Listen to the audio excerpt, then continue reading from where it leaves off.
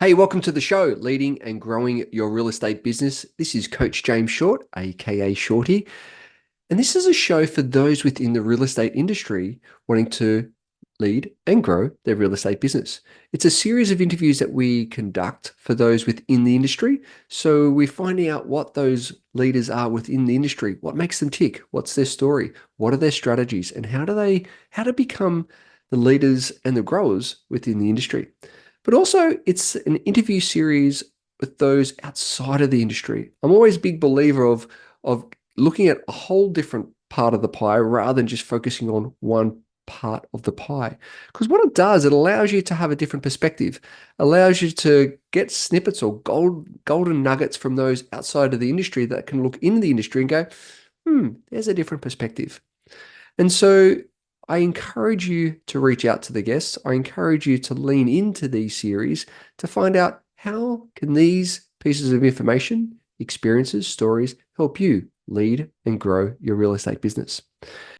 Hi, and welcome to another edition, another show, and it is truly time to get the drum roll out because this next guest is a dear mate, he's a friend, he's a dead set legend, and you should lean in and listen to what he's got to say because I said so. That's right, Shorty has said, lean in and listen. Matt Brickwood from Spring Media Group. Matt has spent the last 20 years building and running successful technology and marketing companies. His focus today is on helping real estate agents cut through the noise, simplify their marketing, and pull the right levers at the right time to stand out, build trust, and ultimately win more listings. So what we're going to be chatting today about is what changed in real estate marketing, a bit of a mindset stuff around how buyers behave today, the shift from transactional marketing to relationship-driven marketing. He's going to go through some 7 practical strategies agents can start using straight away and some of the big mistakes agents need to avoid. Oh my goodness, we're going to have so much fun. So stick around to the end because you'll get a clear picture of how real estate marketing has changed and also the key levers of top agents and what they're pulling today. So it's an honor. He's a good mate. So you got to listen. Matt Brickwood, let's get you on the show today, mate. Welcome, welcome, welcome. And thank you for joining us.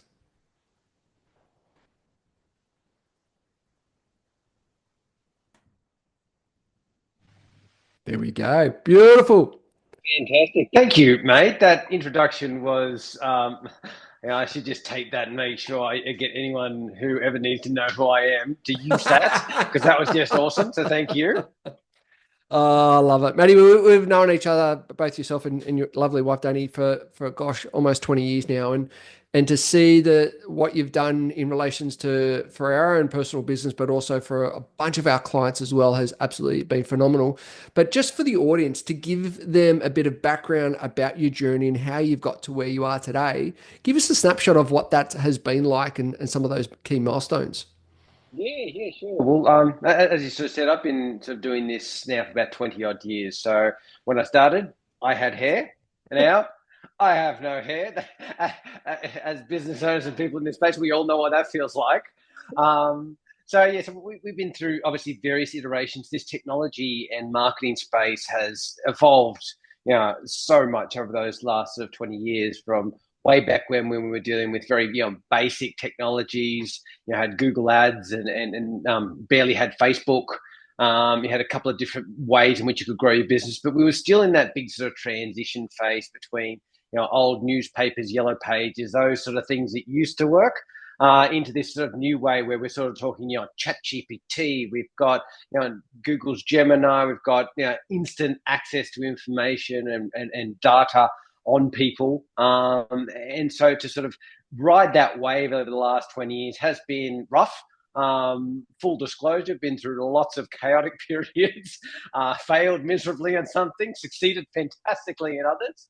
So I think from my perspective, like anyone who's listening here, it's that running a business is like a tidal wave that just sort of sometimes dumps you, sometimes gives you some of the best experiences of your life. And so through that journey, I've learned a lot. I've learned really a lot about business and really understanding, I think, and this is sort of one of the things that I think a lot of people do like about dealing with us, is that we speak business language. Like, yes, we understand technology. Yes, we understand marketing, but we're here to talk about business. And I think from that perspective, that 20 years of experience that I've had has really been able to shape an understanding of what actually are the concerns of business owners and real estate agents, and essentially how those journeys actually do affect you both personally and in your business over the period.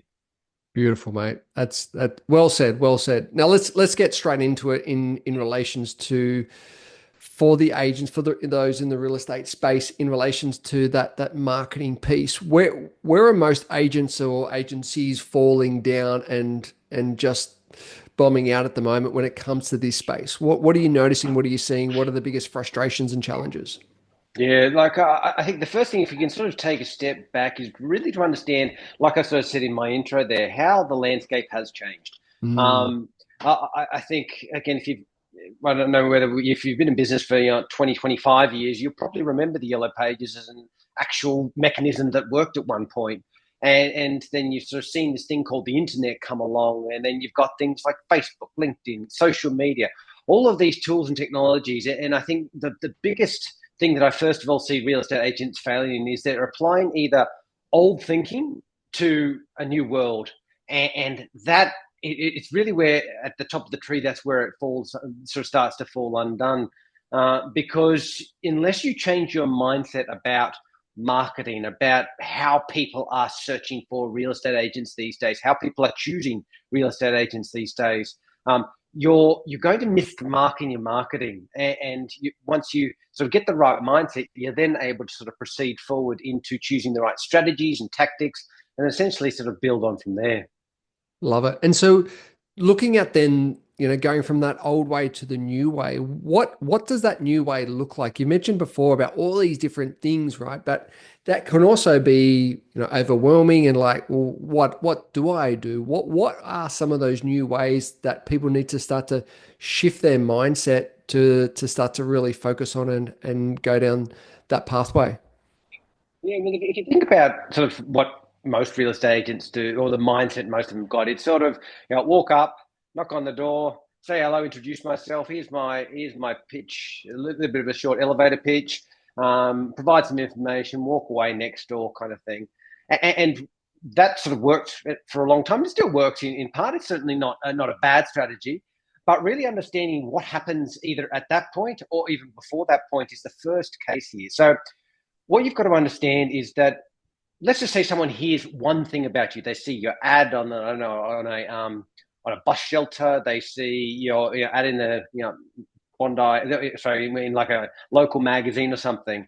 The first thing going to do, if they're actually even remotely interested in what you have to offer, is they're going to start researching. They're going to start diving in. They're going to look at Rate My Agent. They're going to look at your Google profile. They're going to start digging around into what listings you've got. Now, do you do high-end homes in Bondi, or is your market, low-end one-bedroom apartments in Mount Druitt Way? Like, they're going to be really trying to understand who you are and what you're about, well before they're even sort of picking up the phone to call you. And the journey customers go through these days is, it's not this nice linear path of, I've heard something good about you. Oh yeah, okay, yeah. Now I'm picking up the phone and calling you. As I said, they're jumping from point to point, and that process could take an hour, a day, a week, a month, a year, 2 years, or multiple years. And so what you've got to understand is the time horizon these days of the sales cycle before they actually pick up the phone and call you is huge, and has so many touch points that if you're not present, if you're not relevant in those spaces, if you're not visible, then essentially you're not even entering into the consideration set for someone who actually does need to get a property sold, or get something, get new tenants in, or whatever it is the need of your agency is. I could not agree with you more. I was smirking because I remember my lovely wife, God bless her, where, she's looking for a product of a service and she'll go down such a rabbit hole. And I said, babe, you have missed your calling. You should be a private investigator, right? But next minute, she's got the full on data of all that service provider or that product deliverer person. It's like, where did you find all this information? And it's like, sure enough, it's all out there, right? So if my beautiful wife is doing this on her products and services, imagine what potential vendors are doing out onto you, the listener, the agent, of like how much rabbit hole that they're going down to find out, maybe they didn't like this, or maybe they like that more of you. So I think that's so true, is to really be aware of all those different avenues that someone can research you before you even pick up that phone. Yeah, and it's amazing. You are right, and that might only be for a low, a few $100 product. You're talking about someone selling either an investment property or a home, or wanting to essentially get into a relationship with someone. You're going to do that kind of research. Just put yourself. The last time you bought a car, the last time you bought, a flight, business class or first class flights overseas, you do your research, you find the prices, you want to understand what's the onboard experience if it's an airline, you understand, what extras am I going to get in the car. It's a long time horizon full of so many touch points. And that's why, obviously, if you look at big business, that's why they're just spending so much money on brand awareness, spending millions of dollars for short 30-second ads during a TV program, because the stuff is absolutely necessary to continue that pipeline being filled with quality people. Because it's, as I said, like for me personally, I'm entering that stage soon, because we've got some movements going on in our own personal place, but I'm not there yet. But I have started to do some basic research. I'm thinking about things, and that's, once you get that really, really clear, once you understand that's what people are doing, it then gives you a whole lease on and a motivation to go, right, I'm going to get my content out there. I don't care if it's got, a few hundred subscribers to this, or I've only got this many people to that. It's about being present in the places where your people are going to search when they're ready to search them. And if you're not, it's like a checkbox that you've missed and you've missed and you've missed. Now, it doesn't mean you have to work, and be doing 80 dancing TikToks a day. No one's asking for that. But there at least needs to be presence and exposure out there of you and your business and your profile, and making sure that when it comes time to tick those boxes, that people are able to tick them. I I love that. And however, what I'm hearing is that, as you said, you've gone from the whole, before, the yellow pages and the white pages previously, to the now, with all these other different avenues and pathways to go down, which for a lot of people can be quite overwhelming. And they can go down a rabbit hole going, oh my gosh, where do I start? Oh, it's all too hard. I won't start at all. So, right, the head in the sand. Oh, I'll just go out and do what I usually do, and hopefully hope for the best. But if we could give maybe one, two, or maybe even three steps or strategies that someone could start off with to Yeah. start this process, what could one, two, or maximum three things or steps or strategies that people can tangibly start to work on as of today? Yeah. Hey guys, just a little side note here. How's it going? Are you on track this year? I know that sometimes this part of the year we can feel like we're in a bit of a grind, a bit of in the trenches. Are you on track from the original plans that you set out for the rest of this year? What I've realized is that between with this time of year, we get so distracted and we've got trying to chase so many shiny balls and go down so many rabbit holes. And that's why I created a program called the 90. It's a framework that actually allows you to achieve more in 90 days than ever before. Some of the feedback that we've got from some of the people that have used the process, the 90, is that they've achieved more in 90 days than the whole previous year. So if you'd like to have the tools, have the techniques, have the framework on the 90, so you and your team can achieve more in 90 days than ever before. What it does, it impacts you of how to get clear, what you need to do, and who you need to be to show up in order to achieve the things you want to achieve over the next 90 days. Simply head over to jamesshort.com.au, click on join the waitlist, fill in your details, and one of the team members will be in touch and take you through the 90 framework. On with the show. Yeah, that's a really good question, and to give some frame to that question, I like to think of marketing like a series of levers. So, imagine you've got this big panel in front of you. You could have hundreds and thousands of levers depending on your business size and your market, or you could have just a few levers. And the goal of anyone who's sort of looking to engage in marketing is to look at what levers to pull and when, and what's going to give you the result that you're after.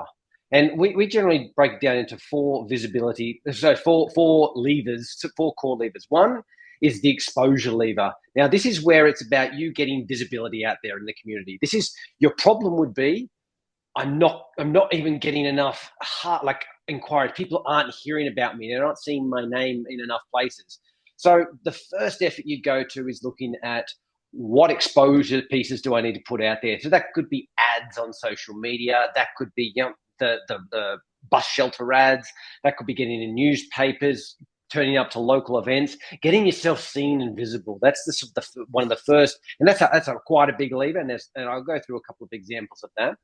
The second lever is what I call the value lever. So this is about when someone does find things about you, when they're looking at your social profiles, when they're looking at that. So this assumes that you are getting some eyeballs on you. You are getting sort of seen. What is the value that you're giving back? Are you do you have neighborhood guides? Do you have, top 10 things, top 10 checklists before going to sell your house? Do you have things that people will look at and go, wow, that helped me move a bit further, like get a bit more information, move a bit further down the funnel towards saying, yes, I'm ready to go and engage an agent. So there's that value lever. That's the second one. The third one is the trust lever. Now, for this trust lever, it's about testimonials. It's about all your social profiles and the reviews you're getting out there. It's about anything that's going to boost your credibility, because we know in that cycle, once someone's found you, they learn a bit about you. They think, okay, this guy does provide some value. They want to be reassured that even picking up the phone and calling you is not going to be, oh God, that guy got 8 bad reviews on Google saying he's the worst agent in the world. Hell, not touching that with a 10-foot pole. So those are the sort of 3 core levers. And the fourth one is someone who's doing really well. And that's that loyalty lever, that sort of where you're talking about the experience, helping them get more referrals from people, helping them, deliver a standout service, helping them, build that whole process there during and after sales to make sure that's feeding back into the pipeline. And essentially, whichever lever you pull there is going to give you a different result based on where your problems are. So we generally don't say, hit all of them at once. That is exactly what you're talking about. That's the overwhelm. God, I know it. I run a marketing agency, and I have to make these decisions for myself. It's about going, I've got a certain amount of budget, got a certain amount of time, got a certain amount of resource. I might be really good at presenting or not good at presenting, or it might be that, I've got to go away for a month, so I'm not going to be able to put content together. So it's about what lever I can pull at what time to deliver the result that I need based on where I'm at in my own business, in my own ecosystem.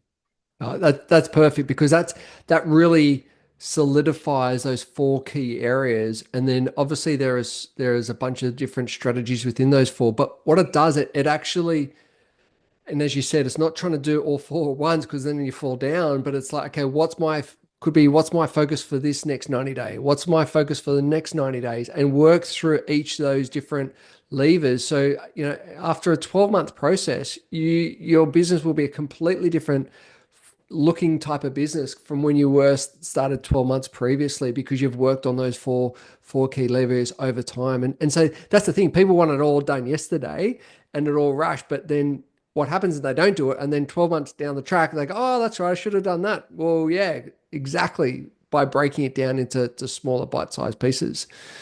Yeah, you're spot on there. It is exactly what am I going to do in the next 90 days to give myself the biggest result I possibly can. And I think if you can just work in those cycles, just deal with one, just get one. Well, you can imagine yourself in 12 months' time to say I've got this lever that I can pull if I want to run some ads. I've got this lever that I can pull if I need to go and get into a newspaper ad. I've got all these different levers. You're going to be in a far more position of power, as opposed to that guy who's sitting there going, oh God, I've got to now go door knocking again. No one likes to do that, but we know you've got to do it as real estate agents. You're empowered to take action and not sitting there going, oh, what do I do? All my referrals have dried up. The market's got cold, all that sort of thing, and coming up with those excuses. And I think, and that's where you guys come in, is to actually help to create that roadmap for businesses to actually take them through those different levers, making sure that they've got those plans in place and actually helping them, guiding them through that process. Would that be a fair fair bit to say. Yeah, 1,000%. And like I want to make sure I give as much value as I possibly can here today. So I've listed a few strategies which I'll take you through here that Definitely. people can implement right away. Whether they come to see us, we'll help you put the roadmap together, implement that roadmap wherever the problems are for you. So whether your issue is loyalty and sort of the after sales service, whether it's just visibility, you just need more phone inquiries, more people into your list. Let's talk through some strategies here. So the first key strategy for visibility is running hyper-targeted local ads. So with the more targeted you get with your geographical area, if you're running ads on social, Facebook or Google, either platform, both work well. It really depends again on your market, on who you're targeting. But the more targeted you can be with your ads, the less cost you're going to have to a certain degree. But more importantly, the higher quality of people that are going to be receiving those ads. So if you can put in place an ad strategy to a good high quality lead magnet. Now let's just talk for a second on content. We've talked about this sort of earlier in the piece, but if you're not producing valuable content on your local area, nothing will cut through better than that as a strategy for you. So things like a neighborhood guide. So here you're pitching to people who are perhaps moving from, I don't know, Waverley to Bondi, or from Coogee to the northern suburbs, wherever your real estate agency is. But neighborhood guides, which tell people everything that's around the area, because we know in Australia in the real estate market, there's certain key conditions that investors look for about before buying an investment property. Transport, all these sort of things. Make sure you're the purveyor of that information. As I said before, like a 10 things to do before you sell checklist. Nice, easy, simple one with your picture on the front, a couple of pages, just some good content, teaching people how to think. Because like the best educators in the world, if you're listening to someone who's educating you, you're going to say, oh, I may as well go to the guy who's been teaching me all this sort of stuff. Another example is sort of 3-step process to buying with confidence. Put a video series together if you're sort of that way inclined. But hyper-targeted social ads, to that, the best in terms of visibility. If you just went and did that in the next 90 days with a budget of a few grand, you're going to see some results. Be it just your email list increases, or be it that you've just got 1 or 2 possible inquiries that you can knock on their door. Something like that is a gold mine just for real estate agents to have as that lever to pull, and that can be pulled on and off. You can switch it off in a second. If you're too busy, that's one of those beautiful strategies which can turn on and off very quickly. Wow. Love it. That's just one. I've got a few more. I won't keep us here forever, but I'll just try and One more. Give me one more. Go one more. One more. Okay. Yep. Let's just talk 2 more if I can. Just 2 more. Okay, Give me 2 more. First of all, emailing your list.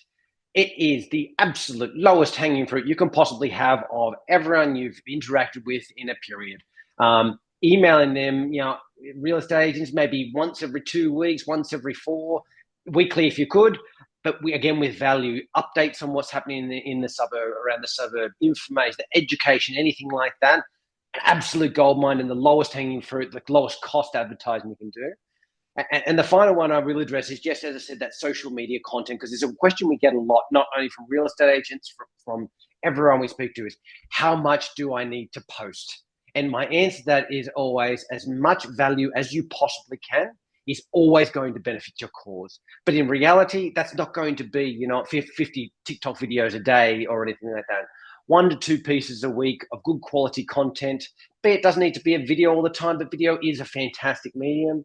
Text-based things, bit of posts with a bit of information about the market, about the area, stuff like that.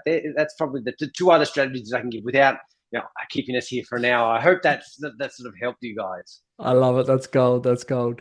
So let's change the tune a little bit, and let's find out a little bit more about yourself with our 60-second quiz. Are you willing to play? I am. Yeah, let's bring it on. I actually had to think about it. I spent half the day yesterday just thinking about this. It's a good question. No one's ever asked me them, so I'm very interested to communicate what I've come up with here as these. All right, here we go. Here we go. Favorite movie? Interstellar. 100%. Absolutely. I love mind-bending movies and anything to do with time. This rocks my world because it just gets me to think. That and Tenet. the one that goes backwards and forwards and backwards. That's just fantastic. Anything Christopher Nolan. Love it. Favorite food? Again, I had to debate this one because I'm really trying to remain healthy, but steak would probably have to be it. Fantastic. Favorite holiday destination? Dubai for the sun or Switzerland for the mountains. Love. Absolutely love both of those places. Yeah, would live there in a heartbeat. What's your morning routine? I get up probably about 6:30. Have a bit of a break. Yeah, I've committed to having a good laugh every morning. So there's this show called Would I Lie to You? It's about just it's a UK, one of those panel shows. It just I can sit in front of it while I'm eating my breakfast, and I just laugh for 30 minutes. And I always find that just fills me with just all good feelings before getting into the day and sort of diving into it. Beautiful. What's your evening routine? Well, I train every day, as you know. So from about 4:30 onwards, I'm in the gym till about 6. Then I go and look after my sister's kids for a bit, and then I come home, eat, sleep, and that's basically it. Not an exciting end of the day. What's your most embarrassing moment? And this was a challenging one. This I had to think about because I'm like, A, what do I want to tell people? And B, what actually is, because I've embarrassed myself in so many ways. It's just constant. But I think the one was actually when I was in year 9, when I jumped off, we went on those old Red Rattler trains. I jumped off this Red Rattler train, hit the side of the station, bounced off the train, and then bounced onto the tracks, and like I survived, a little bit. But why it was embarrassing was the first thing I thought of when I actually sort of came to afterwards was, oh God, because there was this girl I liked who was on the train as well. And I'm like, I hope she didn't see me. Love it. I love it. Oh. Oh, so good. If you could choose 5 inspirational people to have dinner with, who would they be? They could be dead or alive. So Christopher Nolan, he's the director of Batman, Dark Knight Rises, Interstellar, Tenet, Inception. Just the way he thinks and how someone can formulate that has always intrigued me no end. Is how you could write movies that work, like just how you can think like that is just it's out of this world. Marcus Schultz, most people won't know him. He's a DJ. He's just really laid the soundtrack for my life. I've had so many of his mixes that I've listened to that have just been really important moments to me personally. Cliff Young, old Mr. What do you call the potato farmer, Cliff Cliffy, Young. yep. I think I love that just purely for the fact that pre any of the shit that we've got around these days, he was just someone who's consistent and persevere and just I just felt that consistency and talking to someone like that would be fantastic. One that not many people will know, but he's played a really big part in my education cycle was Isaac Randusky. He's a guy in the US he teaches agencies and mentors agencies. He's just really an impactful figure in my life. And Alex Hormozy, I love him and Layla and the balls on him, and it's not like you actually a little bit. Just calls it like this. What's going on there? And they're my 5 people. I love it. Yeah, great 5, great 5. Do you have a biggest regret? Yeah, to be honest, it has to do with my health a little bit because I got really fat when I was growing the business earlier. So I think from that perspective, it was not looking after myself during the earlier stage of the business. I let myself go quite considerably. Got quite chubby and not paying the price for it, but it was just something which I thought, I really could have done better there. Yeah, nice. And if you're Prime Minister for the day, what's one thing that you'll change? Really, I think more support for local businesses and small businesses. I think in the economy, we get such a focus on big business, on the money that's coming in from there and all that. And I really just feel like small business is the beating heart of this country. And whilst it might not make the most money, it certainly does drive a hell of a lot of this country's engine. And I think there needs to be more support there. Yeah, fantastic. And what's your best piece of advice? Consistency is key. I think that's one thing I've been very, very good at in my world is no matter how hard it gets, just keep being consistent and you'll get there. It's the world will throw all kinds of sort of curveballs at you. So I think as long as you're consistent in pushing through those times, you'll win. Yeah, fantastic. And how can the audience find out more, follow your journey, and get in contact with you? Yeah, so just email me, matt@springmg.com.au. Check out our website, springmediagroup.com.au. There'll be a pop-up thing that pops if you want to sign up for our weekly newsletter that comes out. Or newsletter, I hate that word, but essentially we're our value piece that I was speaking about therefore about really just educating without abandon. Like we preach what so we do what we preach, and check that out. Have a chat. I'm happy to talk about anything and just give some free advice as needed.